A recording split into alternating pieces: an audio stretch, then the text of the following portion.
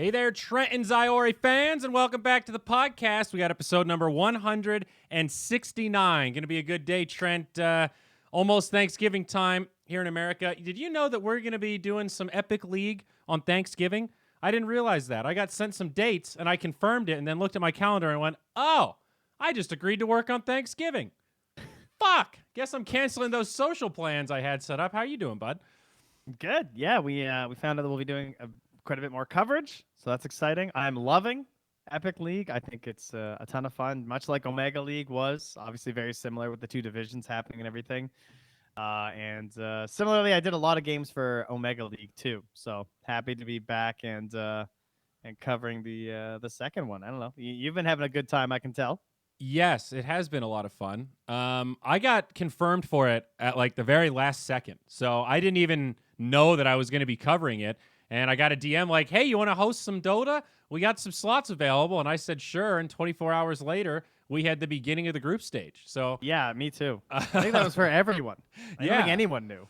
Which is fine. I mean, we've done enough of these events, especially online now, that it's kind of like just rolling with the punches. But yeah, it was not something I was expecting, that's for sure. It's also weird. Like I don't think a lot of people realize this about Epic League, but productions such as this, the Russian broadcast is the primary product of the whole thing, right? Yeah. Like we think that because we're English speakers that the whole world revolves around the English broadcast, but you know, we have these pretty clear regional aspects of Dota. You've got the English speaking audience, the Russian speaking audience, and the Chinese speaking audience, right? Spanish, Portuguese as well, but those are like the big three that have coverage at every single major event, guaranteed, with big studios, big followings, what have you.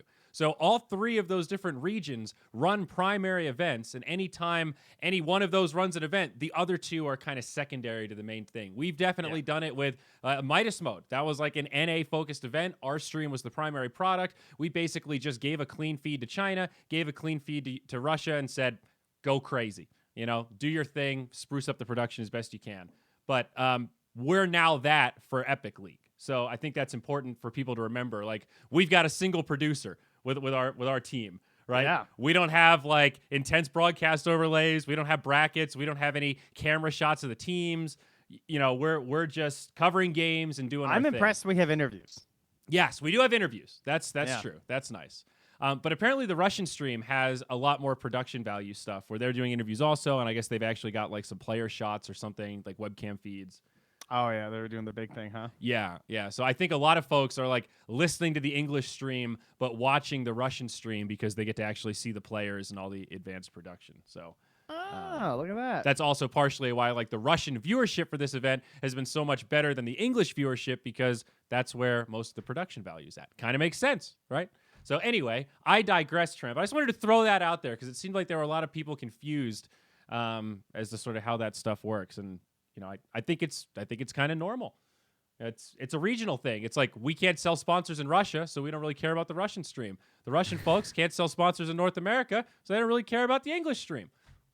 That's straightforward as it gets, man. So yeah, but yeah, it's been good. We're just kind of all hanging out. It's some green room vibes. It's been fun. We have like our little Discord channel where it's like, I mean, it's literally all just through Discord. So when we have Mike, MLP, you guys have probably seen him cast before for BTS. He tends to cover like Southeast Asia. You've probably heard his hot mic. Kind of stuff. Yeah. He's producing for us. So he's just he's working the magic, and we're all just chilling in Discord. Like literally when you're not on camera anymore, it's your turn to shut up. You just mute yourself. That's the extent of the production. We got like 6 guys in a Discord room. And so when the commercials come on, we're all just kind of chilling, which I haven't really done since we were on LAN. So it's kind of fun just, you know, chatting up to everybody, talking about the games and stuff.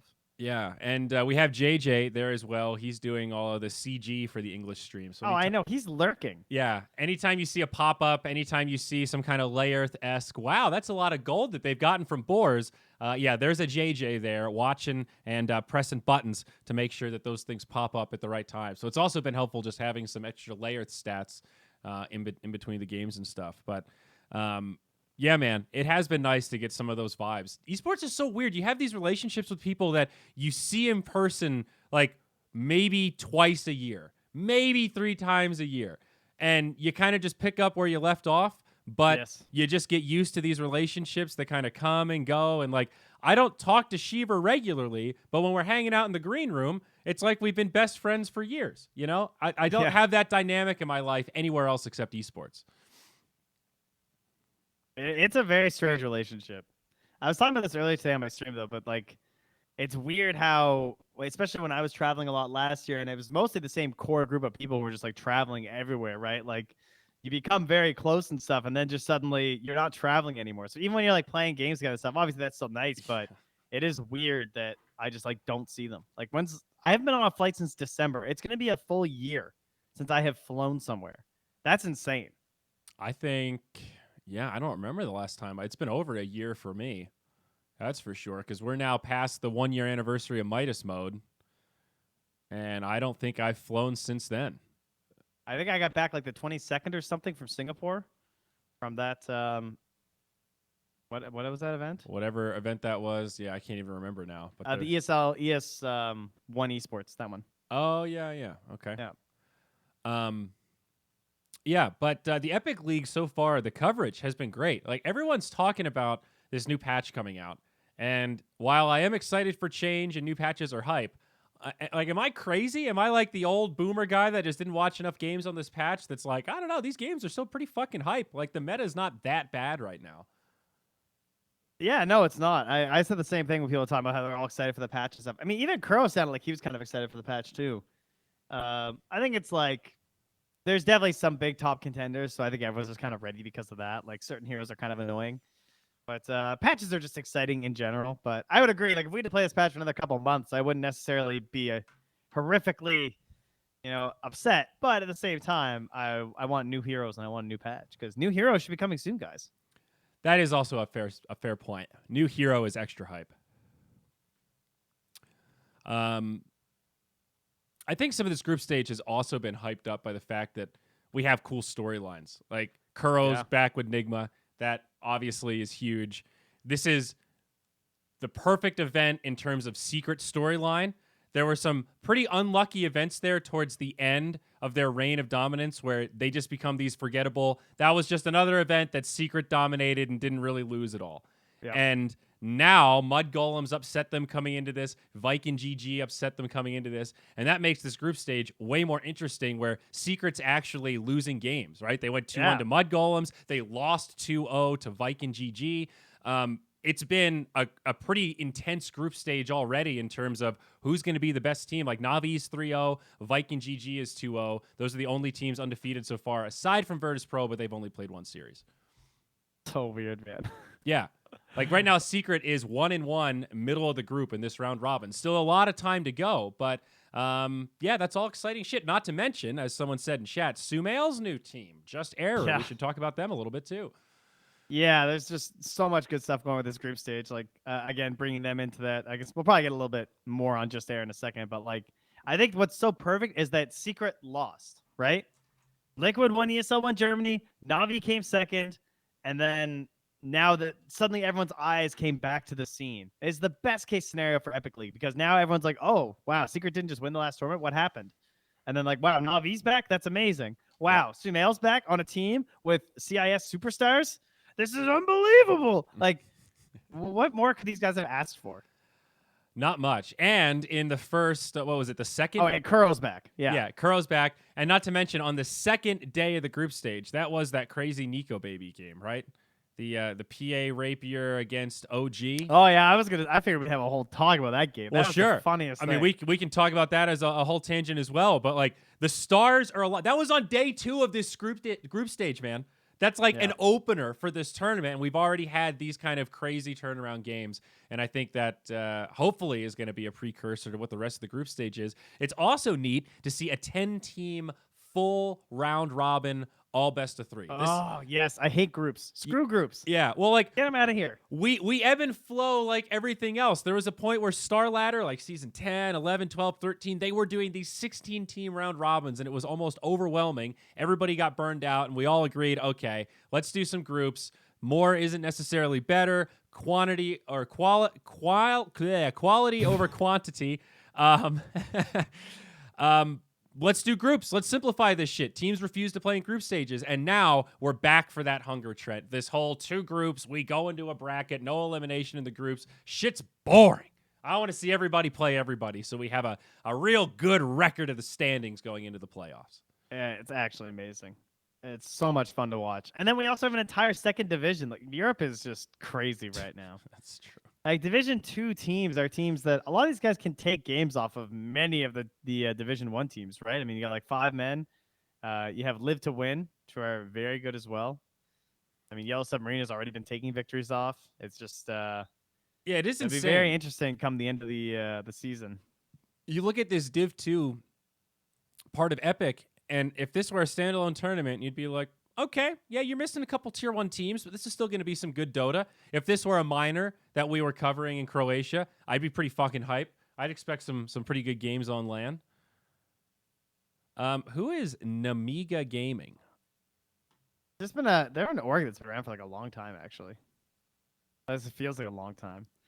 But the players, the most recent players, I am not so sure where they pick these guys up. Oh, it's a Belarusian org, so it looks like majority Belarusian players and various other CIS countries. Interesting. And then we got Siberium in there. That's a name I also recognize. Goddamn, you remember him? Hellraisers. Yeah, I did. From Kazakhstan, he's on Siberium now, and they've also got a Lil Pleb. I don't know if you remember him. I sure do. I remember casting Lil Pleb. I don't remember what TI that was that they were there. Was that TI 5? That I don't remember. Do you like this broadcast format?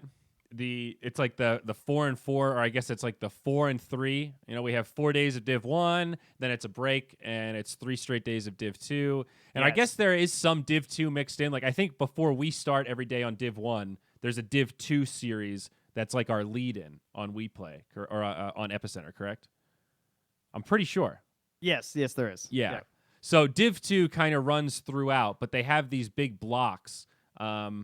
I guess that is kind of good. It gives us time to reset and cool down so we don't get burned out. Here's what it does, is that it gets people hooked on Dota again because they're watching all the tier 1 teams, and then they yank it away, and they give you something as a little, like, you know, keep you a little satisfied. So more people come by to watch tier 2 Dota than they normally would because they're checking out the channel anyway. And then you go back to the big leagues, the numbers juice all up again, and they want more Dota. I think it's a very smart decision to do it like that. It just kind of works for everyone. I see. It's psychologically manipulative. They make you realize how much you're hooked on the tier 1 Dota. Yeah, so you don't take it for granted. I like that. That's smart. That's good. So yeah, it resumes in 2 days, dude. We had a 4-day opener, 3 days off, and then we're right back at it. Yeah. I've got my whole schedule written down upstairs. Like I should probably get that set down here as well. I think I don't cast our first day back. I think I'm just paneling with you. The 19th. Yep, I'm paneling the last series with you. Nice. Well, maybe I shouldn't spoil. Well, so yeah, that's what.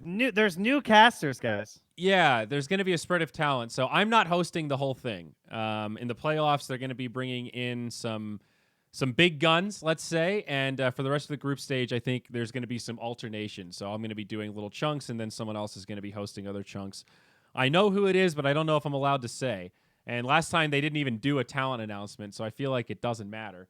And that's true. Yesterday, Shiver spoiled on her stream that she's hosting some of the playoffs towards the end. That's true. It's not like they're going to do an announcement. You're right. So let's deduce what Shiver means by those clever hints. Okay, well, guys, don't tell anybody. But Sunsfan and Cinder are going to be casting. But don't tell them I told you. They probably already said it on We Say Things. Probably. But yeah. That's exciting. They're going to be casting when we come back, so that'll be fun. Yeah. So, although I'm not handling their game, though. Sad. Plenty of new talent mixed in to cover some of these awesome games. I'm kind of stunned at how good this Viking GG lineup looks. I know we talked about it a lot on the Epic broadcast, but if you're somehow living under a rock and you haven't watched this Viking GG team, that's Immortal Faith's team. It's Shad, Boom, Toby, Aramis, and Solari. 2 Dutch players. Aramis is from Israel, and where's Boom from again? Oh yeah, he's Czech Republic, and Toby is Austria. So Some underrepresented countries. They've been together for a while. They've been a pretty stable group, and they're another one of these. What's the word I'm looking for here, Trent? Poetic storylines where they've been together for a while and they're finally starting to show some results. Feel good story. Yeah, like they're reaping the benefits of the hard work of staying together and really fine tuning the communication and the way you work together as a squad. None of them were big names until they came together as a team, kind of ad finem vibes a little bit. And they're on a roll, right? They just won the BTS Pro Series, and then they came, and then they won the Summit Online, right? For another cool cash prize. Mm-hmm. Actually insane how well these guys are doing right now. They've actually upped their total prize pool to 175K. That is crazy. Yeah. And, of course, you might recognize Immortal Faith, the famous coach, now on the Slack stream. So proving his stripes, if he can coach Slacks to Immortal, then he really will live up to that namesake, and that could bode well for shares over at Viking GG. True. Exciting stuff, though. I hope this team continues to go well. I hope they keep winning so we get to keep interviewing their players, because we have gotten to interview, what was it, Solari and Aramis, I think, so far? Yeah, I was there for Aramis. Yeah. Relatively soft-spoken folks, it seems, but that's okay. We're going to dig some juice out of them. I have to admit, Trent, every interview we do on there, after the interview's done, I think to myself, man, we could have memed around more. We should have asked some more goofy questions. We should have gotten to know them a little bit. You know, what are they watching? What kind of media do they like? What are their preferences? You know, whatever. What kind of food do they eat? But then once the interview starts, I always get all stiff and nervous and like, you know, oh no, it's Sumail. I don't want to ask Sumail what kind of anime he likes. What if he doesn't like that question? You should ask him at the end of the interviews. Yeah, no, exactly. And then as soon as it's done, I like kick myself. Go, why didn't I ask a goofy question? That was a 3-minute interview. We like powered through that thing. And it's not that they're bad. A lot of the players have been giving really good and interesting information. It's just true. I end up getting in my own head in the moment where I get all serious and, you know, hard to meme around. I feel bad. I felt like I did I did Sumail dirty by not, you know, asking him some goofy questions. He was clearly full of energy, eager to tell us some stories, and we just needed to prompt him a little more. I just needed to prompt him a little more, man. Well, someday you'll get there as a host, my friend. I know. One day I'll make it. That's. I hope that they win again so that we get to interview Sumail again. That's all I can hope for. You were more than a host in our first game one day. Was that the very first game Lyrical was supposed to cast? Is that right?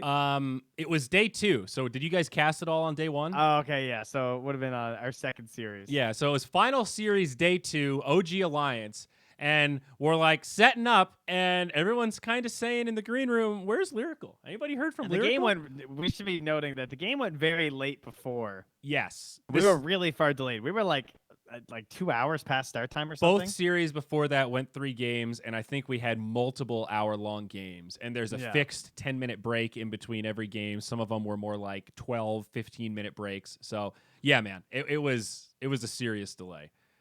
So I guess poor Gabe fell asleep because we were so behind schedule, and I guess he'd been up late covering China, a little jet-lagged, missed an alarm or whatever, and yeah, we didn't have anybody to cast with poor Trent for game 1 of OG and Alliance. And I had suggested, well, maybe we should just, you know, quad cast it. Me, Lacoste, T-Gov, and Trent. And immediately Lacoste and T-Gov make that face like, I don't want to fucking do that.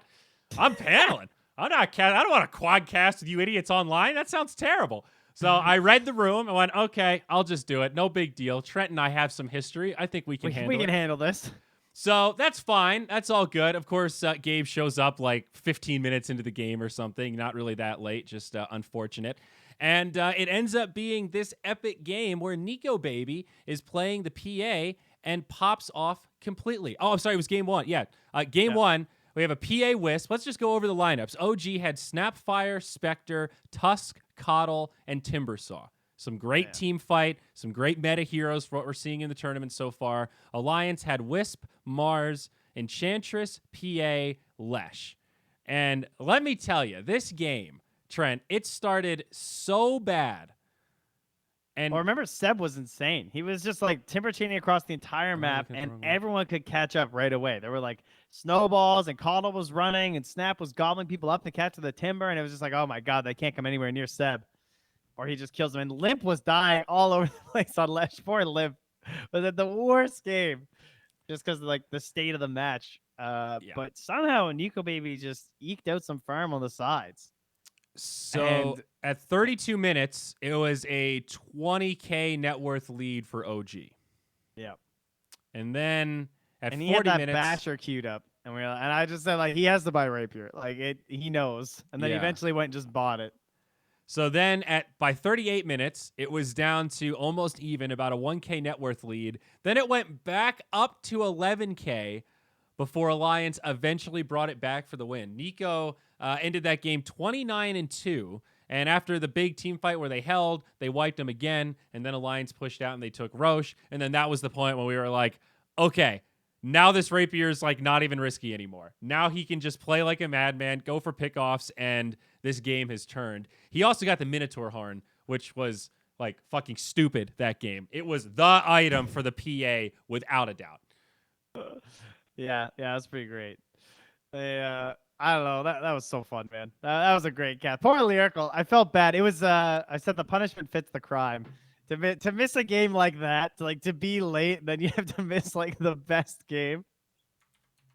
Very unfortunate for the lad. Classic Zyori though. So sorry, Gabe, but the sneak in, that was good. What are you gonna do? I think that was the first coddle of the event as well. No Tail played a really good coddle. And there were so many moments where I thought Alliance it was just too much. It was just too much. Highly recommend. Because even when he got the Rapier, he was barely getting out a couple team fights. Everyone else is dying, and like Nico Baby's like limping away holding the Rapier, and somehow they still did it. Yeah, I think there's a point in that game that kind of redefined the concept for me of play to live, where this PA is just sitting on the backside of these fights, throwing daggers, only committing when it's actually a kill, and then he can reset and jump back to somebody else. And it was pretty impressive to watch. I was really on the edge of my seat. There were also some epic moments too with that Timbersaw. Like you said, Seb started off really strong. By the end of that game, it didn't feel like the Timbersaw was tanky at all. He felt like a Crystal Maiden.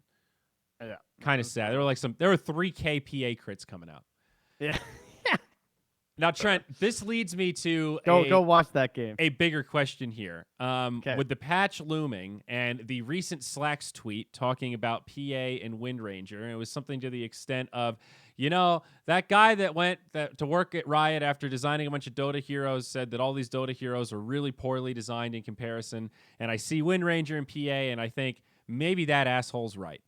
Thoughts about PA in terms of hero design? First off, we can just discount Wind Ranger because obviously that's just Slacks memeing. Yes. Because he doesn't know anything about Wind Ranger. He just hates her. I mean, he rightfully gets mad at the people that play Wind Ranger on his team. That's fine. I get it. Well, that's a sandbag. Yeah. But I think Wind Ranger's abilities are actually perfect. I think that hero's really balanced and super cool. Maybe could use a different ulti. I wouldn't hate that if we want to just go a different way, but I think as she stands now, she's neat.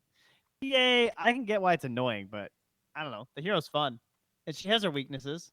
So she has her weaknesses. I don't think we want to conflate bad hero design with being definitively broken. All right. That's not to say the hero is just broken across the board, has no weaknesses, can't be shut down, wins every game. Nobody's making that case. But from a hero design perspective, you're trading blow for blow with the other carry at 45 minutes.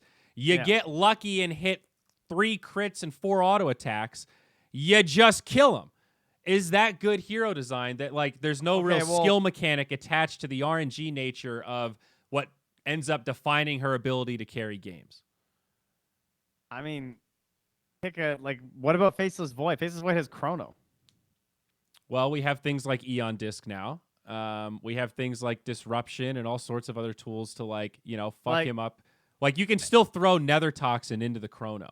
You can still you can put Nether Toxin on top of Phantom Assassin. Well, okay, bad example, but I think it's just like everyone has an ultimate, and everyone has ways that you can play around those ultimates. So you can just buy Ghost Scepter and nullify PA as a character, unless she's gonna buy a nullifier, which is bad for her. Well, if you're as from a carry to support, but carry on carry, you can't really do that. You can't say, well, Sven just fight Ghost Scepter against PA. I mean, that doesn't work. Okay, you can stun her. Yeah. I don't know. I just don't think it's that crazy. Well, like, think about the conversation we had about Puck, right? Puck is maybe S tier in terms of hero design. He's a very skill-based hero. His skills work together in a very synergistic way that kind of make him greater than the sum of his parts. Well, I think PA is an incredibly fun hero. Okay. I think that she adds a lot of excitement because of her design. Similarly, like I would say Terrorblade is a good example of a fairly poorly designed hero. He does like what does Metamorphosis and Sunder have to do with any of his other abilities? He's kind of this amalgamation of I turn into a big bad raid boss and kill people. That's an ultimate, but not really an ultimate. I think he's kind of a lame hero design that doesn't have really cool synergy the same way somebody like Puck does or like Darkseer does. Darkseer is a really cool hero design. I think you compare PA to those really cool heroes. Can you make the same argument that Surge doesn't do anything else to the rest of Darkseer's abilities? Well, no, it or does Ion synergy Shell with and Ion Surge Shell. are like segmented and vacuum. No, you make illusions. You put Ion Shell on illusions. You put Ion Shell on yourself. You suck people in. You surge in to catch people. You want to get close to close the gap to max damage. I can say the same thing with Terrorblade and be it like, all works you together. You use reflection to slow them down, then you pop your ultimate so that you have longer range, and you're just raining hellfire down on top of them because you're a fucking demon covered in hellfire. And then, it's all the same. I don't know if it's all the same. You can be like Sunder's like. You don't think there's a spread of hero design in Dota? This is your hot take, dude. You think all hero design is created equal? That's the stupidest take. No, I don't think they're equal, but I don't think it's like. You don't think there's an S tier to it? There is. I guess I just wouldn't use Terrorblade as an example. Okay. I mean, that's fine. I wouldn't say that everything has to fit like a theme per se. Because I think Terrorblade is a good example because a lot of his abilities work towards the same goals. Like he pushes out the map. He tries to create fights at the time when he has meta. Like he has a long cooldown in meta, and that's the only time he wants to fight. But at the same time, he has ways to like delay team fights and try and force you into a fight when you want it. Yeah, like I think Nature's Prophet is a better example to the argument you're trying to make of like his abilities don't obviously seem like they fit together, but that's what makes him so cool and unique is that he has this kind of amalgamation of utility and really good stat gain and stuff, you know? So like I would say that is what gives him an okay hero design is that he has all these cool, really unique tools that gives him this awesome identity as Nature's Prophet. I guess I don't really know what your problem is. What's your issue, man? 500% crits on a carry that by definition will at some point have to carry the game, like match up against other carries. I think that's a really stupid, lame carry mechanic. I'm okay with RNG on Ogre, right? He's throwing some stuns. Like that's his definitive hallmark thing, and it's balanced around his abilities and how he plays the game as a support. I like that RNG. I'm not saying we remove all RNG or all crits from Dota, but I think having an ultimate that's just a passive mega crit where you jump in and close your eyes and hope that you get a few lucky crits in a row is fucking stupid. I think that's fucking stupid compared to every other tier 1 carry in the game right now that actually has to do stuff beside close their eyes and pray to RNGs. I mean, all right, what about anti-mage? He doesn't even have to press his ult. He basically does the same thing, but instead of critting you, he just debilitates you by taking all your mana away. It's consistent. I like it better. I think it's objectively a better mechanic than PA's ultimate. I agree it's a lame mechanic still, but if we're comparing the two, they're not in the same quadrant, same standard deviation, Mr. Statsman. Can we get an amen in Twitch chat? We need a decider here because it sounds like we're at an impasse. I mean, I guess I just don't see the big difference between PA and a lot of other carries. They all seem pretty damn similar to me. Like, you buy items, if you don't have items, the hero sucks. Like, my ulti does nothing without items, PA. Sven, my ulti does nothing without items. Yeah, but what other carries can hit that scenario of like, so this is something I was trying to sort of half Google this, but I couldn't listen and type at the same time. Is PA's ultimate pseudo-random distribution or is it just straight random? I think it's pseudo. Yeah, it's definitely pseudo because you can prime your crits. It's 100% pseudo. Is there a way to like, where does it say that? How can we verify that like 100%? Because like I don't see it on the wiki as an example on Wikipedia.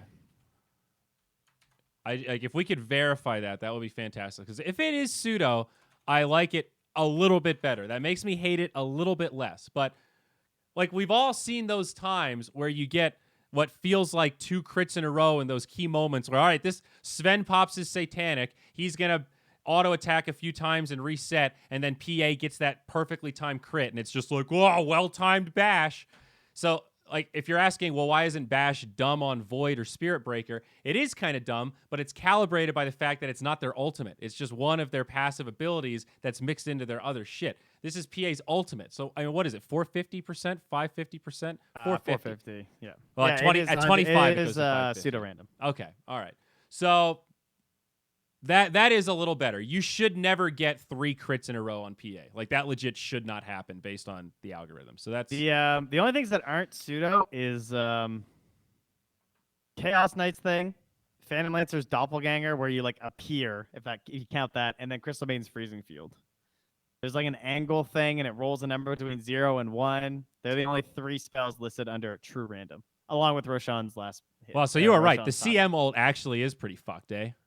That's one that we wouldn't mind seeing a rework of because it seems a little like, why is this so I'm random? okay with it because her other abilities are like, her ulti's an afterthought a lot of the time. It's more of a defensive thought, really. A lot of the time it's like, hey, just give me that armor buff right now. That's really nice. Like, yeah.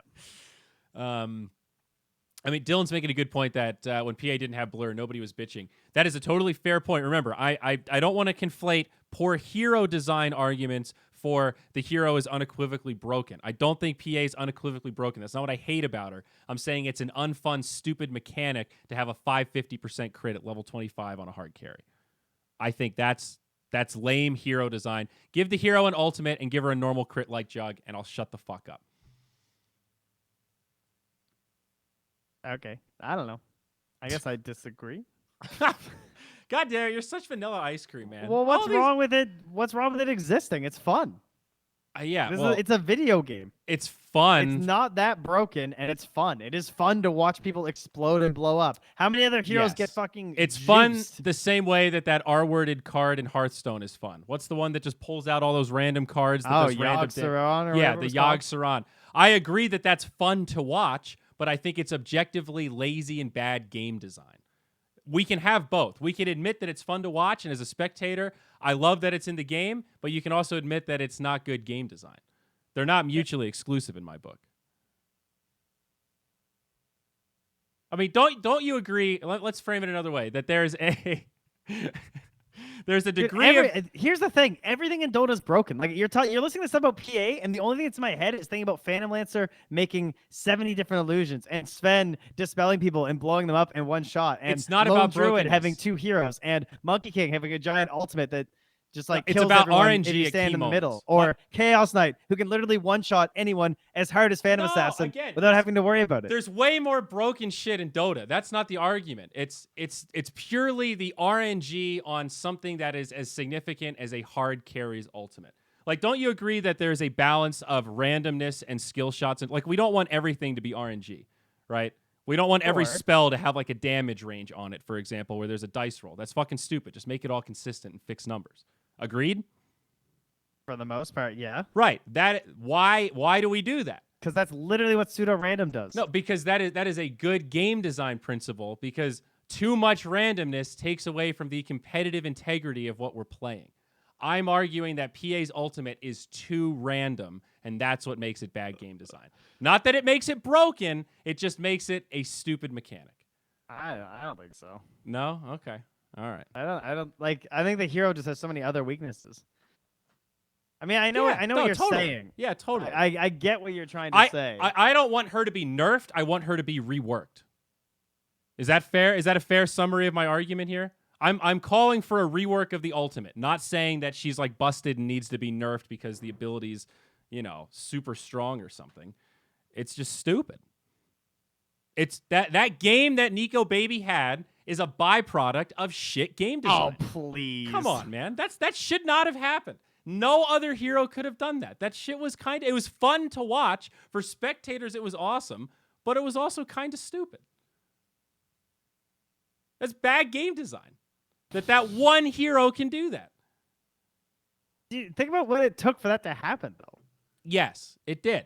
It's still a crazy, 1%, all the stars aligned and, all the sacrificial plays from his teammates and all that. Like, it's not just the PA, but I think that's a good example of my argument of that being a really lame mechanic. Well, let me paint it a different way. We have 117 different heroes, and people want more heroes. Eventually, there's going to be a glass cannon hits random crits hero. It's a statistical inevitability.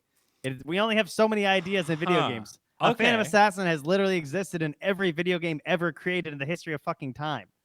Well, so okay, you're gonna get one eventually anyway. Let me hit you with some. I'll real tell you shit that. Here. All right, Heroes of Newerth. I'm gonna link you something, Trent. Open this up. All right. Now, hopefully, this hero hasn't changed that much, but I think that Dark Lady is generally speaking just a better version of PA. Carries just as hard. Was arguably more broken than PA, not crit based, but this combination of mobility and crazy damage output. Oh my god, that first ability looks so awful to play versus. Yeah, dude, she just jumps around, and as she moves, she does damage. It's very PA-esque, but instead of a crit ultimate, it's like kind of like Spectre's Desolate used to do, where it limits your vision. You put it down in an area, and then everybody has like limited vision in that sphere that it's down. So you have like a moment of cover where you can kind of fuck people up and it's hard for their team to coordinate. I think this hero was busted. She was one of the best hard carries in Han at certain points when I was covering it, at least, when you're talking about real hard carries. And there's no crit here, right? That's what I'm saying. Like, you can have a PA-esque hero that has all the same hallmarks of the hero with the dagger and the movement and the phantom strike. She can even have a crit. Just don't make it her ultimate for fucking 550%. It's stupid. Seeing a 3,000 crit just caked into the hero, you're just sitting in the back. It's fucking dumb game design, man. I'm telling you. Okay. I guess that's just your opinion, dog. Well, it is. Yeah. All right. I mean, I think crits are fun. I think crits are fine. But I think unless the hero is like destroying pubs, I get how you can say it's annoying to play versus, but in the end, it's going to even out. Why are you so hung up on win rate though? Like, can't there be situations? I'm not hung up on win rate. I'm just saying I think that makes it a more. Well, but who cares if it's broken? There can be game mechanics that are absolute. I know what your dog is, shit dude. that still suck. As they're totally independent from each other. No, I know what you're saying. It's just like, I don't know. I don't think it's that ridiculous. I think you're acting like she one-shots people a lot of the time. Well, I mean, what's a lot? It doesn't really happen. Okay, well, I mean? that is a really intellectually lazy argument. That is the fusion rune argument right there. That is the like, well, it's really broken in this specific circumstance, but when is a morphling ever going to get that rune with this thing in this game that matters? And it's like, well, yeah, it happened that one time, but that one time kind of changed the course of that whole event. It was fun to watch, but it was pretty fucking unfair to the competitors. That was shit game design. The argument for it was, well, it's balanced out by only happening 0.1% of the time. It's still shit game design. Just admit it's shit game design. It's fun. It was fun to watch that. It was a great meme, but it wasn't good game design. The fusion rune was stupid. Do you think the fusion rune was good game design? Did that level out because it only ruined one game with hundreds of $1,000s on the line? Well, why are you okay with Jug's crit then? Because it's not 500%. It's leveled out by it being a secondary. But the same logic why I'm not upset about Void's Bash. Void's Bash is a good ability, but it's not definitively broken. The RNG is... Why isn't it? I don't understand your argument. Like, I understand your argument in the sense of, because I'm going to use a very example of the hero. I get what your argument is. You're like, I don't care if it's the worst hero in the game. Let's say there's a hero that you press Q on people and there's a 1 in a million chance that they just die. That's bad game design. Yeah. But like, why are you so hung up on PAs when it's like not even that good compared to like Bash and all that stuff? It's like, I can't think of a better example. I think PA's ult is the best example of like the laziest game design relative to the biggest impact it has on the hero. But video games are supposed to be fun, and it's fun. It's a one random blow up fun thing. Well, that's a weird card to throw out in the context of an esports podcast, but yeah, I guess you're right. For pubs, that's fine. That's a fine argument. I'm talking about it in the context of watching Secret play against OG. Yeah, but do you really think it's gonna like? I don't think the odds of your like crits are gonna determine most Dota games. Yeah, I would say the numbers are just tweaked based around damage and stuff anyway. So I just don't think it's a huge deal. I think I would like the hero a lot more if they did. Oh shit, who was I thinking of? Is it Ricky where they switch? Exactly like Ricky. He's a good example. They improved his game design slightly by moving his stuff around, right? They realized that Ricky starting invisible is a pretty unfun game mechanic. That's shit game design. So what did they do, right? They kept Ricky's identity and said, well, let's move his abilities around. Let's make his ultimate invisible, right? They've moved Ricky around a bunch of times, right? I don't know. This isn't an argument for how to balance Ricky. That hero's got his own problems. Ricky's pretty unfun a lot of the time. I'm saying take that and do it to PA. Rework her somehow so Phantom Strike is the ultimate. If you want to throw a crit in there, fine. I just think like RNG mechanics, specifically as an ultimate, specifically as a position 1 carry, can create these situations where you really feel the effect of that poor game design. I don't know, buddy. I think I'm going to have to start using that whole slippery slope argument. What about the runes in the middle? What about the jug bash? What about the blabbity blabbity Well, so blue? there is a balance. There definitely is a balance. You want to have some RNG because if it's just all skill all the time, it's really not that fun to play. You want there to be some like ability to come back, right? The guy's losing mid and he gets a double damage rune and we go, okay, now this is interesting. I don't want all RNG removed. It's the ultimate. I'm telling you, it's the fact that it's 500% as an ultimate with that level 25 talent. Okay, it's the combination of the talent, the ultimate, and it being a stupid RNG crit, and that she's a carry. If she weren't a carry, but her ultimate's useless without items. Yeah, but she's a hard carry. Okay, but what if she has a bad lane? What if she can't get farmed? Yeah, but that Faceless Void is broken because his ultimate does stuff without items. This is like Heroes of Newerth level game design shit. You're trying to calibrate carries based on when they don't have farm. What percentage of games do carries not get farm? They almost always get farm. That's their whole thing is they farm, dude.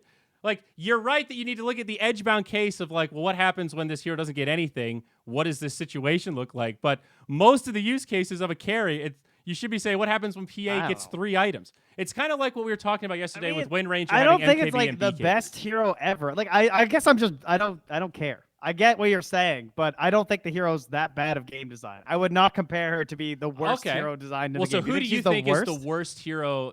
I think her ultimate specifically, not her overall, just the ultimate. I think that's like the worst ability in the game in terms of game design.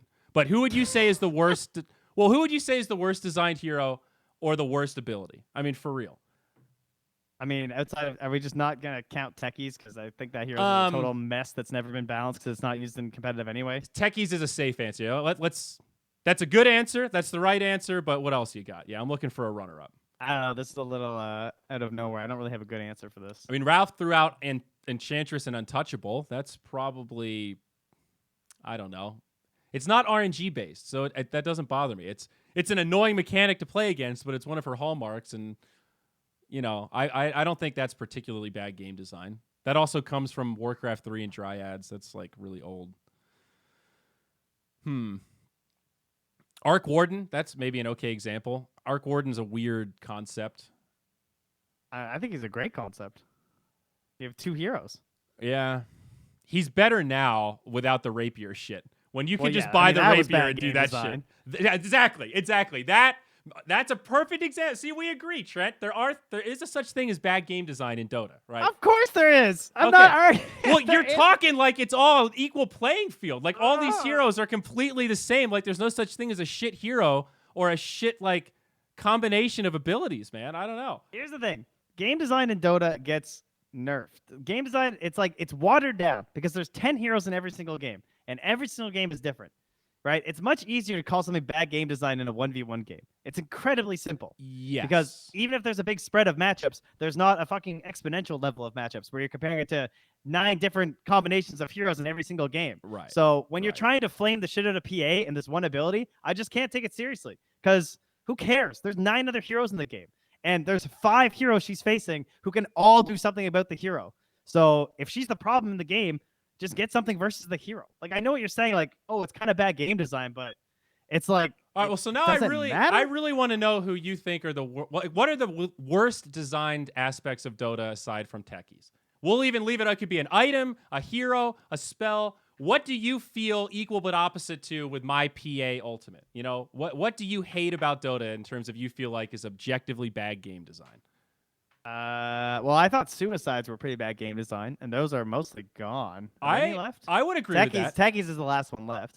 I would agree with that. I think suicides they had a place. It was a good experiment, but I think the game it's better without them. I don't They think were that's too the thing abusable. we want to encourage. Yeah. Okay. That's a safe but good answer. Vanilla ice cream. What do you want from me, dude? I want you to What- give me an what are you trying to opinion that do? isn't all the heroes in Dota are equal. All the Dotas are the same. I support Well, I mean, all you Dota just sound like a heroes scrub equally. when you complain about PA's ultimate. Oh my god, Like, you're just, still like- caught up on this. Like, I'm not arguing that it's good. I'm not saying it's too good. I'm just But it's saying it's counterable. stupid. I'm just saying it's stupid. I'm But not I don't saying think it's it's broken. stupid. Like, I just feel like I've been playing video games since I was like 6 years old, and there's always been a Phantom Assassin, and I don't think it's bad game design. So I'm still curious. So you don't any other examples aside from techies though? That's it. I don't know. I didn't come to this podcast prepared to flame the shit out of Well, random heroes. I didn't either. I just read I mean, Slax's tweet Brood and is pretty bad identified game with it. design in her, probably. She's a solo hero that... Oh, now we're fucking cooking with gas. Now he's thinking. All right. I think Yeah, Brood's I don't know. pretty obnoxious. She's like a solo hero in a big 10v10 team game. I mean, I like Brood in terms of like what she brings to Dota, but I guess, you know, if she had never existed, everyone might be a little bit happier because she's pretty hard to like counter a lot of the time, and she just creates like dumb, annoying scenarios if you don't have the right counter pick. So much of my Dota mind is framed in captain's mode. That's how I think about Dota. Like, Oh, well, except for when you just want to have fun though, asshole. yeah, but I think Phantom Assassin's still fun, but she's counterable in captain's mode, right? Right.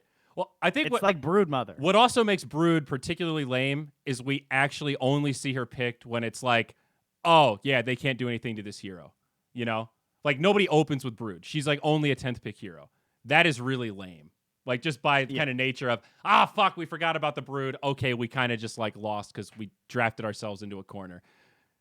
I don't know how you calibrate that, but yeah, that's sort of unfun. All right, opposite. S tier of hero design, truly number one, easy answer. It's fucking Invoker. Do we agree? The way Quas and Wex and Exort give you buffs, so you need to keep them on, but then they go to different spells and all that shit. You don't think Invoker is an S tier designed hero? I don't think about it. What do I like about Invoker? I mean, did not expect this conversation to go down this rabbit hole, man. I thought you'd have strong opinions about this. I'm a little shocked right now. well, I don't really think about it like that when it comes to Dota. I don't You don't know. think about game design? You never role played in your head about being a game designer? You never had a day where you thought I could start my own game Well, in my studio? head, the heroes are so cemented that I just think about augmenting them and changing the game to how they exist, not like, oh, let me rework an entire hero. Unless I really hate a hero. Well, I assumed that. I mean, there's over 100 of them. I assumed you hated at least a couple of them besides techies. I guess you've just channeled all that into the tech. To be fair, I have heard you complain about techies hero design for years now. So you have been a pretty staunch. I just think he Techies could just be so hater. easily reworked that it's annoying. Just give him more like team fighting tools or something. I mean, I still remember this. I remember when they reworked Techie's mines to make the noise so that you could kill him, and you saying like they somehow managed to take the most obnoxious, worst designed hero in Dota and make him even more obnoxious and poorly designed. I remember you saying Yeah, something that almost sounds about exactly like that. Like, I thought that was a 4 pretty years annoying ago. change. yeah, And I then don't to keep the mouse next to your hero the whole time because now you can't just like see them. I don't disagree. I think Techies is in a weird spot in terms of game design. I think it's not great. He's pretty unfun. He's like a 1-person fun hero in a 10-person game. I think Invoker is a very cool hero. Yeah, I guess he is good game design. I'm trying. My question is, why does he get like a billion spells? Oh, It's kind of crazy. that I don't know. I mean, I still don't know. Why does Willow have 2 ultimates? I really don't know. I don't know why that happened. every time I see Terrorize, I think, oh yeah, she has 2 fucking ultimates, and like she would be shit without one of them. So I kind of get it from that part. I mean, would she? I guess she might be like a little bit worse. I don't even think if you took away, you definitely can't take away Bedlam. But Then if she'd you be took really. Terrorize, yeah, she'd still be playable, I guess. It wouldn't destroy her whole identity, but it's a pretty nice utility. It's a pretty sick combo with Mars, man. I don't know. I every time I play against a good Willow, I feel Terrorize having an impact in the game. Yeah, I don't know. I think that my thing about the game design and stuff is that like there's so many numbers to balance the heroes around that I'd rather just think about that. Like PA has bad strength gain or whatever. You know, PA is a weak hero. I'm sorry. I know we're off PA, but I'm just using that as an example of like, I know what you mean So by you're like the looking at ulti the can package. be considered annoying, but I don't think it's like, I think it's just like inevitable. It's a crit hero. So I do think that's an interesting argument, though, when you frame it like that. Like in the context of, okay, how many Dota heroes are we going to have before the game dies? How many different concepts can there possibly be for like heroes given the limitations of our engine? Is it possible to have a hero who's not defined by crits? I mean, yes, but that is... But not really. There's we have several. Not yeah, exactly. It's like, yeah, Jug has a crit, but I wouldn't say it defines him. More like his spin and his ultimate. I think CK and PA are completely defined by crits, basically. Yeah. Those are good examples. So I think that's an interesting argument, though, of just... Do you think we should just never have her because of... Well, like, because I think you could use that same argument against me of, like, Ogre, the kind of, like, well, he's a super extreme RNG hero, and my argument to that is, yeah, but it's balanced by the fact that he's not a core, essentially. That's essentially my argument for it, that he's a support or a 3, and that's why, you know, it just... You don't see the 4x Fire Blast change the game the same way PA will eventually have to, like, actually step up and kill the whole team if a game goes 60 minutes. But actually, man, the more I think about PA, the more I think about like, oh man, I love her Agnums now. Her Agnums is really cool too. Yeah, but like all that said, I love Ogre, and I love the idea of Ogre's identity being RNG based. So why don't I love the idea of PA's identity being crit based? Because you're salty, because you're a support that dies to PA all the time. No, it's that Nico baby game is what pushed me over, dude. It really was. I had suspicions, you know. I was a little sus before that. But after seeing that shit, I'm convinced that the hero needs to be reworked somehow. Maybe it's as simple as getting rid of the 25 talent. That extra 100%. Maybe that's what's really... the game. That's not what changed the game, though. Sort of. If she... Think about the fact if she had died just once, the game's over. And think about how many times she was so close to dying. Yes, but it still comes down to crit fishing. Right? You're still sitting in the back throwing daggers, waiting for half of their health to disappear because you're throwing dice in their face. That's, you know, like, see, the fact that you're laughing right now is exactly why I think it's bad game design. Because when we see it, our reaction isn't, oh my God, the skill. It's, oh, damn, he just got crit. If that's your reaction, I think there's a fair chance it's a, you know, we need to maybe think twice. I don't know. So, counter example. Viper's a very unfun hero, but I don't think he's bad game design. I guess it depends, like, if perfect game design would be pretty boring. Yes, 100%. That's that same thing of, like, no RNG would be really boring, because just the best people would always win all the time, and, 100% skill is not nearly as cool as you think it is. The strongest guy wins every time. If we had every hero was perfectly designed, we'd have, 30 heroes. Also true.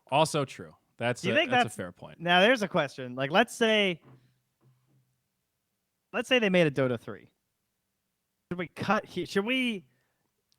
ever cut heroes, and should we ever put heroes together? Wait, what do you like combine? So for example, think about the Smash series. You start with 64. Okay. You bring in more and more people. Sometimes along the way we lost a few people and then we brought them back. And then in Ultimate, they brought back everybody. But in the next Smash game, it's like guaranteed they're not going to bring back everyone.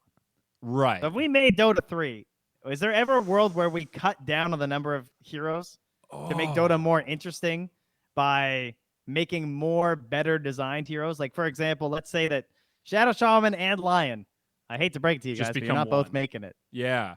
That is a really interesting idea, because even just within Dota, like, we have some spells that are still pretty much the same, like the Nyx Impale and the Lion Stun. They're kind of the same spell, and that's because some shit had to be recycled back in Dota 1 days. There is maybe a little room for consolidation. That I never thought about that before. That'd be weird. I guess extension of that. Purge a bunch of heroes. Is there anyone that you would just straight cut? Like, I saw Pop-Tart say cut Tinker, and I wouldn't be upset. I really don't like Tinker. Cut Tinker. Well, I just don't like what he does to Oh, games. God. I Now don't this, like this his hits mechanics. me even harder in the game design bone because now I just can't even imagine a world without all these heroes. Right, I know. That's the thing. It's like, even though Tinker's so obnoxious, it's like, yeah, but he has such an identity. He's like the master at holding high ground. He's the master. You know what it is? We'd at never keep the shoving fan lanes. base. What if we The cut fan- heroes? Yeah, the fan base would just get splintered. Well, yeah, imagine if you had a silencer tattoo and then they released Dota 3 and there's no silencer. They combine it with Rubik, the silencing Magus. And you're like, what the fuck? What is this bastardization? Oh, I mean, I met a guy once that had an anti-mage tattoo. You know, I always wondered how he felt like when that persona came out. Does he look at that arm and go, oh, man, I got that a little early. Fuck. You know, like, I'm with you there. It's hard to take stuff away. Because even if you remove, I don't think you could ever do it. even if which you is kind remove of weird. Brood, like, there are people that would just be so furious because all they play is Brood. How many league champions are there? I think it's a similar amount. I know it's in the hundreds. Don't they like make a new one all the time? I'm going to guess 150. Oh, they only started with 40? Well, I guess Dota probably started with pretty few too. Dude, they have 151. As of October 2020, there's 151 champions. Damn, I was close. Riders revealed that they plan on releasing 6 new champions every year for at least the next few years. This means that Champion 200 is at least another 8 years away should they decide to go that far. So, and right now, Dota's at 119. That Yeah. includes Void Spirit and Snapfire. I mean, we do not get one every 2 months. We're like one a year, right? I mean, that's at most. No, didn't we do two a year for a while? Was it 2 a year? Yeah, we done 2 a year for the past couple of years. So did We they did just- Mars and Willow? Oh, yeah, you're right. I guess Then we that's did true. Void Spirit and Snapfire. Okay, yeah, we have got. I don't even remember who was before that. Oh god, I'm so bad with that historical shit. Like, what orders were the heroes released in? Oh yeah, they man. just meld together. I mean, That's I like remembering remember- presidents. Oh god. I think Phoenix got added when I started playing. Who was the first hero I remember added? I remember Underlord being added. I gotta look at all the heroes. Yeah, I'm looking at the patches now. I wonder if I can call one. Like 2014, 2015, when I was working at BTS, who do I remember being released? Oh, Elder Titan, I think. Oh yeah, I remember that. When was he, like 2014-ish? He must have been around that era. Because I remember having no clue how he worked, and I have some pretty vivid memories of LD explaining it to me. I remember Ember Spirit coming out when I was at BTS, because I remember talking to Merlini about it when we would drive to the gym. And we were talking about Ember Spirit strategies and discussing how busted he was. And how you could do stupid shit with the remnants about like going back to the well and like abuse regen, and that his damage was broken and all this shit. Oh, added Wraith King. That was a good meme. Oh, yeah. And Wraith Knight. Added Ember Spirit. Whoa. And Earth Spirit. Revamp Storm Spirit. Whoa. Hey, Trent, real talk. Added- Yeah. Real talk. TIs, let's say 1 and 2. Okay? We know, like, how many heroes were in Dota 2 at TI2? I actually don't know. Well, like 75? Is that a I think it good was guess? less than that, wasn't it? 50? Yeah, let me see. TI2, is that what you said? Yeah, let's say TI2. That's like a good benchmark. December, August 2012. Looks like they added Keeper, Nyx, and Visage right before. Let's see. I'm trying to find the patch. Nyx. Yeah, that was kind of before my Dota time. I don't think I had a beta key. If I did, I was definitely not paying attention. Added spawn animations. Oh my god, they did not have a lot of Torvus back then. Holy shit. So, but you have half the heroes. How Mhm. do you really wait? I guess there's still a meta within that TI, but it's like, talk about game design. You don't even have all the heroes in the game that counter the heroes that are in the game. You know what I mean? Like, was OD even in the game at that point? Is Ancient Apparition even in the game? Like, there aren't that many things that counter healing, for example. Yeah. Do you like think of with an asterisk in your head when you hear about those old TI results like that? Like when you hear about IG winning TI2 in your head, do you go, yeah, Chuan's a TI winner just the same way PPD is? Or do you go, I mean, he won TI2? Those TIs they're I don't know. And what would you say if Chuan was on the podcast right now? Well, my instant reaction to say is that they're less valuable, but then I second guess myself and think like, not really, because everyone in each of their own eras, everyone was on the same footing in terms of competition, right? Yes. So you were still the best Dota team. It doesn't matter. Whatever resources were there, everyone had it. So true. You were all playing under the same gimped hero pool, and you could all Yeah. abuse the same Now- strategical weaknesses. Yeah. there's less prestige though, for sure.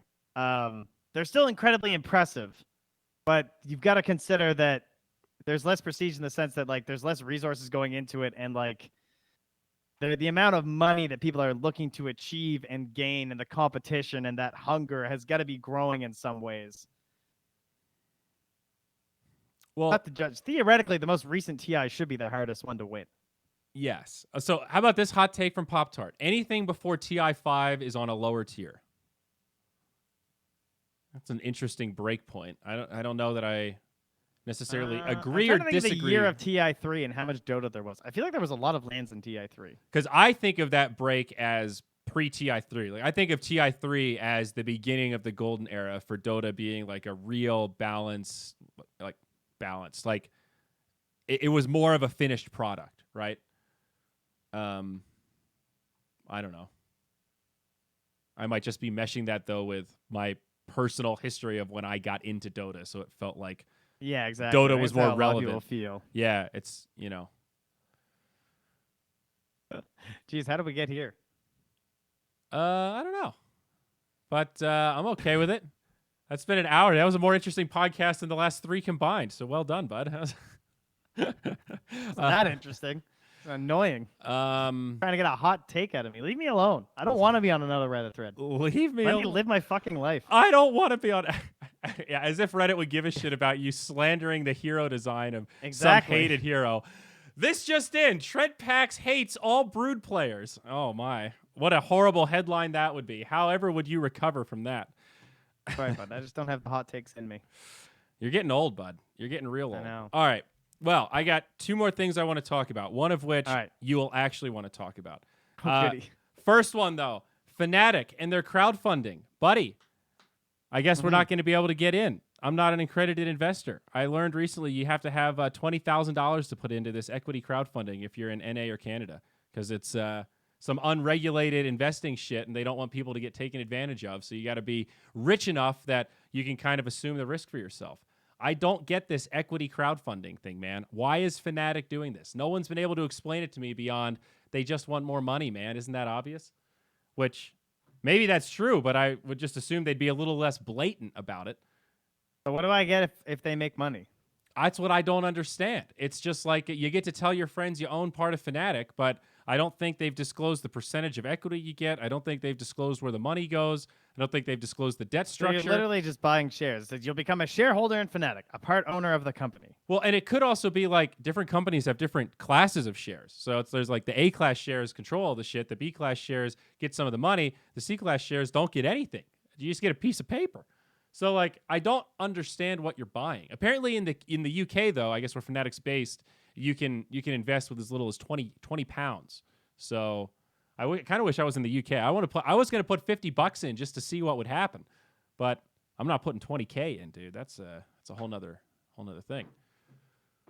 I just don't get it, Trent. I don't understand. I put all this out there hoping that someone smarter than me in Twitch chat can explain it, and so far y'all are letting me down. You're still arguing about which TI was the greatest. I mean, it looks pretty scrubby. Like asking people to invest in your thing, I don't really get it. It's just weird. It's weird when it's positioned that way of like, normally this is just called an IPO, you know? You go public. You go through all the regulation. You disclose all your financial records. You do your quarterly meetings and whatnot. You report all that stuff so then people can make informed decisions about whether or not to invest. And then they have some protections buying that shit through a stock exchange. It says there's no upper limit on your investment. So can I just buy the company? Well, you can throw unlimited money at it, but here's the thing. Don't I own it then? Well, it's a one-sided negotiation. So they're just saying, hey, if you give us money, we'll give you some shares. It doesn't say how many shares you get for the money.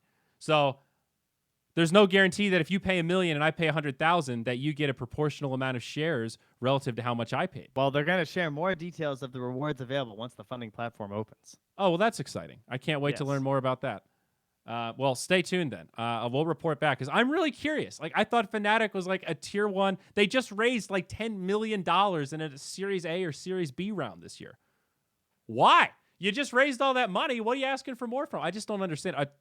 The weird thing is they're doing it on this website too that looks like it's for like apps and stuff. Yeah, it's like a Kickstarter. It's like a Kickstarter for equity crowdfunding. And I don't want to believe that a tier 1 esports org is just like, they're just so horribly in debt that they're like, hey, you guys just want to give us some money so we can not be in debt and we'll give you some bullshit shares. Like, that's just, they're preying on people that are too stupid to know better. It's like Shark Tank for us. Like, yeah, there's no dividends, there's no nothing. Here's the website they're using. It's called Crowdcube. So here's an example. This is called Bedlam Brewery. Oh, okay. So and it also says that you get the money if Fnatic sells or if they raise more equity. But they're doing this immediately after raising $10 million in a Series A or a Series B. So it's going to be like years before they do another raise. Why would you buy this? See, like this makes sense. Like that website. Have you seen juked.gg? It's like an esports calendar founded by one of a Twitch ex-staffer. They did one of these, but it makes sense if you're a startup because this is like, you're trading equity for money in like, hey, we're funding ourselves so we don't have to get investors. We're crowdfunding and we're giving you equity instead of shit. I totally get it for startups. Fnatic's a mature company. They're one of the oldest orgs in esports. Not. So I mean, they're an esports org in the end, though. How mature are they? That's true. I don't know. So I guess like you've linked here, they'll have to show how much equity they're giving up for the money. I guess, yeah. I hope. So maybe we'll get more details, and I'm just prejudging it. But this shit reeks, man. If you're in the UK and you're thinking about it, I would invest cautiously. Definitely don't invest more than you can afford to lose. Look at it as a gamble, I would say, until we get more information because don't plan on cashing out on it for about 50 years. Yeah, that shit's a little scary. There's there's a reason that most companies pay for the regulation to do an IPO. Yes, there's a big regulatory requirement, but there's security attached with that where you know what you're buying. In this case, I don't know that that's true. Anyway, I just wanted to throw that out there in case people were confused because that headline popped up. I don't want to be overly cynical about it, but struggling to see the silver lining. It's weird. Yeah. Last thing I want to mention, though, Trent, Chinese Dota. You were doing a little bit of that this morning, and Perfect World announced that they have a league coming up now that's going to run side by side with the China Pro Cup Season 2, which started just a couple days ago. So now we actually have 2 leagues in China. Oh, yes. Right?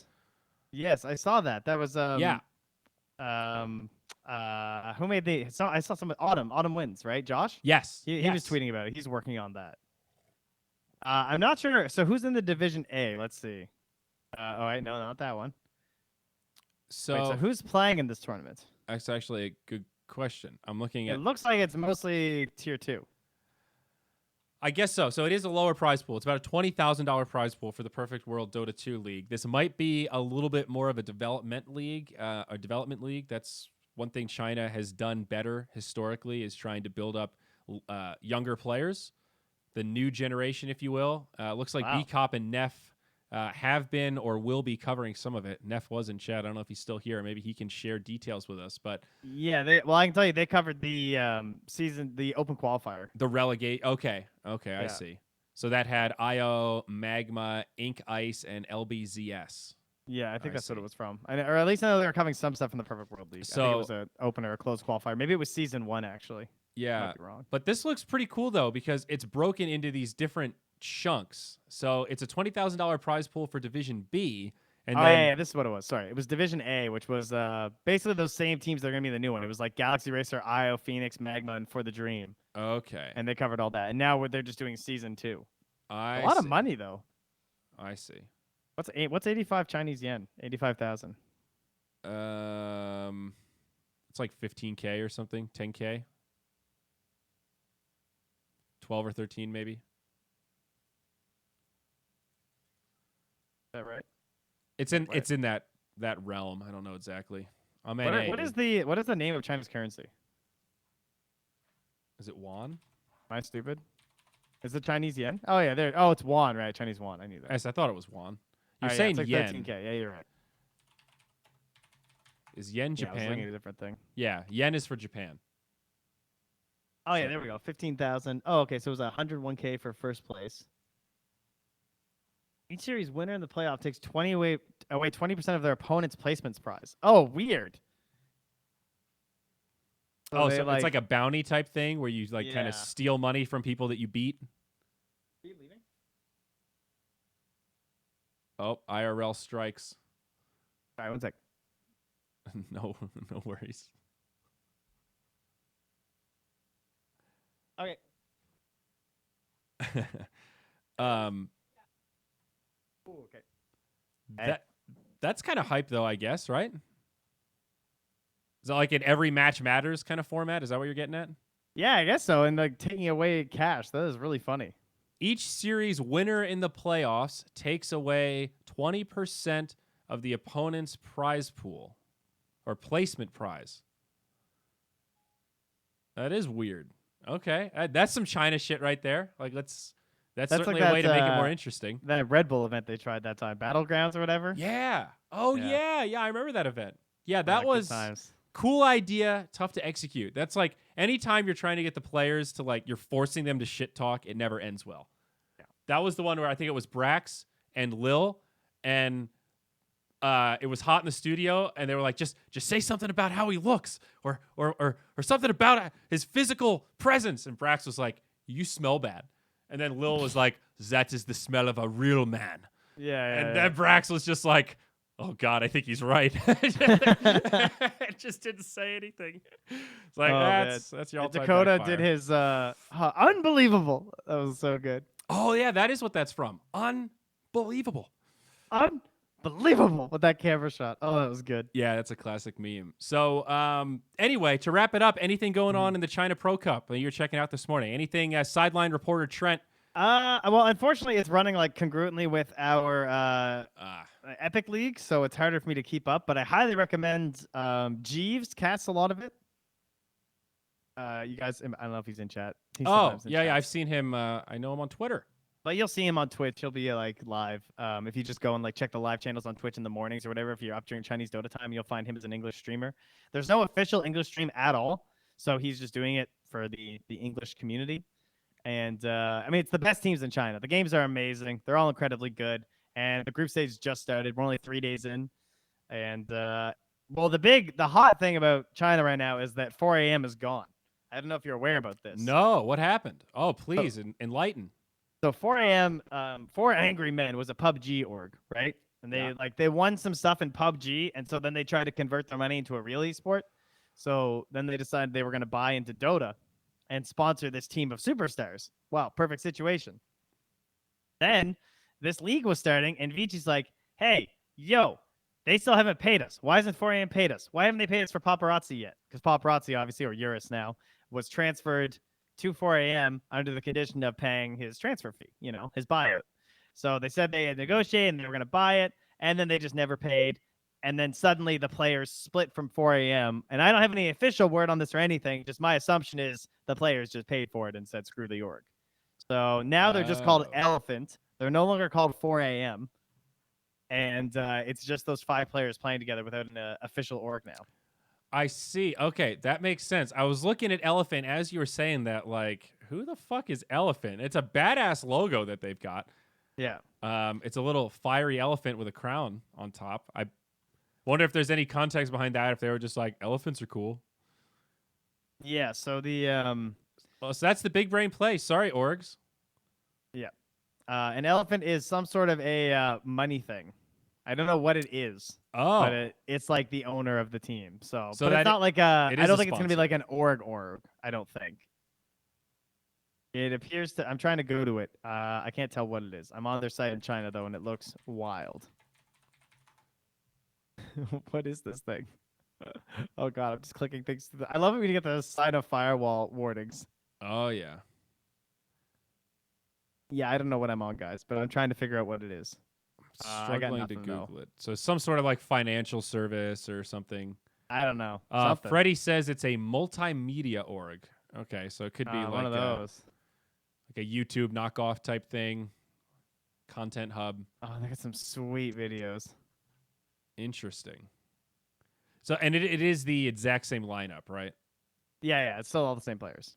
But Four Eurus, Angry Men's gone. Somnus, Yang, FY, Red Panda. Yeah, I remember covering the Sylar stuff, the mislisting and whatnot. Yes, What yes. was that? 2 months ago now? A month and a half ago?